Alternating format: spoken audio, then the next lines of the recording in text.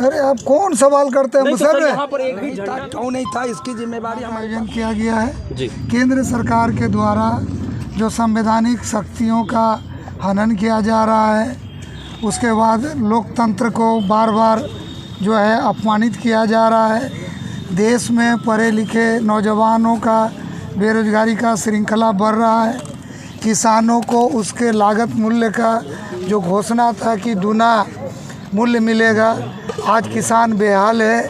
अभी मक्का उठा है 4 महीना पहले, मक्का का रेट क्या था? 2300 रुपया क्विंटल, और आज 1500-1400 रुपया क्विंटल किसान बेच रहा है।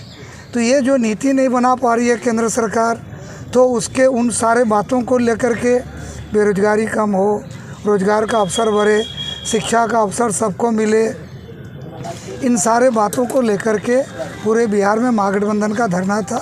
और उसमें केंद्र सरकार को हम लोग सचेत कर रहे हैं कि आपने जो घोषणा किया था उसके हिसाब से काम करिए, नहीं तो आने वाला दिन में बिहार और देश की जनता आपको जवाब देगी। तो महागठबंधन के द्वारा जो है ये धरना किया गया था, तो एक सवाल है कि महागठबंधन में क्या आरजेडी बिहार की जो सबसे बड़ी पार्टी है, क्या वो महागठबंधन से अलग हो चुकी है?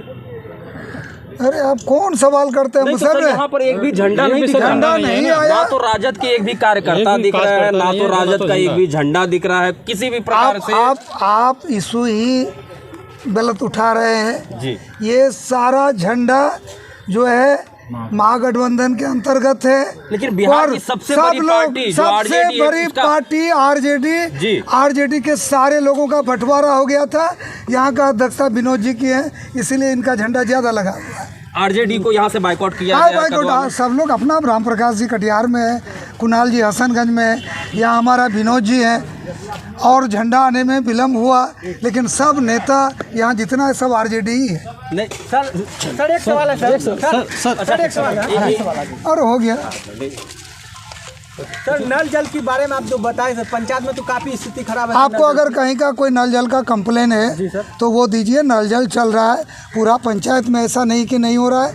कुछ वार्ड है कटिहार जिला का लगभग 350-400 वार्ड जिसमें नल जल नहीं पहुंचा है, तो उसका डीपीआर बन रहा है, उस सब में भी दिया जाए। और सर भागलपुर में सर जो पुल गिरा आपका, मान के 2022 में भी पुल गिरा, फिर मान के काम चालू हुआ, फिर 2023 में पुल गिरा, उसका तो बहुत बड़ी कंपनी काम कर रही थी, और उसमें जो टेक्निकल फॉल्ट हुआ है तो उसके लिए माननीय जो पथ निर्माण मंत्री जो उप मुख्यमंत्री है तेजस्वी जी और उन लोगों ने, और उसके जो विभाग के प्रधान सचिव है प्रत्यय अमृत जी, उस पर प्रेस ब्रीफिंग भी दिए हैं। जो कंपनी काम किया उसका जांच हो रहा है कि उसमें नक्शा में त्रुटि था, काम में त्रुटि था, और जो भी गलती हुआ उस पर कार्रवाई होगा, और जो पैसा लगा है उससे रिकवरी होगी। सर अगले बार से भी जांच हो रहा है, अगले बार भी जांच हुआ ना? हाँ, तो जांच टूटा है तो जांच होगा ही ना, जांच नहीं होगा तो ऐसे हो जाएगा, कोई बात नहीं। तो इस बार भी सर जांच हुआ, मान के जांच होगा, कार्रवाई होगी। अगर सर वो उसमें अगर वाहन चलता तो सर उसमें बड़ा सब यहाँ पर जितना है सब आरजेडी का ही है। आपको दिखाई नहीं दे, आप लेट से आए हैं, आरजेडी के लोग आए थे,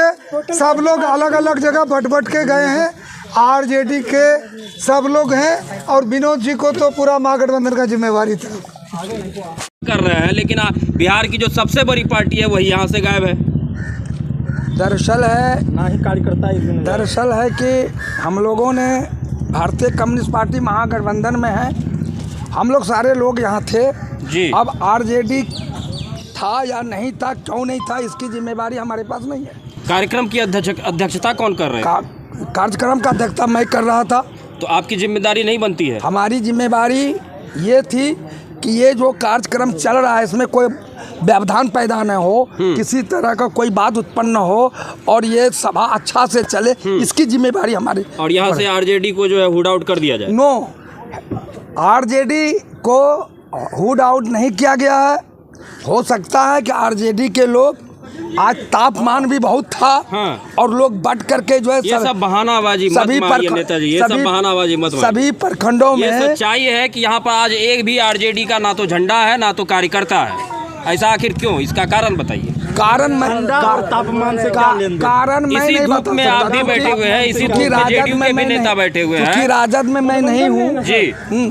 मैं तो भारतीय कम्युनिस्ट पार्टी का एक सिपाही हूँ। तो क्या महागठबंधन में कदवा में फूट पड़ चुकी है? नो, महागठबंधन में फूट नहीं है। महागठबंधन है जी। भले आरजेडी के लोग अभी जिले के तमाम प्रखंडों में कार्यक्रम चल रहा है, ठीक है, तो हो सकता है कि जिसको जहाँ की जिम्मेवारी दी गई होगी वहाँ गए होंगे, लेकिन हम लोगों की जिम्मेवारी यहाँ थी कदवा में, हम लोगों ने यहाँ मुस्तैदी से इसका निर्वाह किया। कदवा में आरजेडी के प्रखंड अध्यक्ष हैं या नहीं है? इस बारे में मैं नहीं बता सकता हूँ।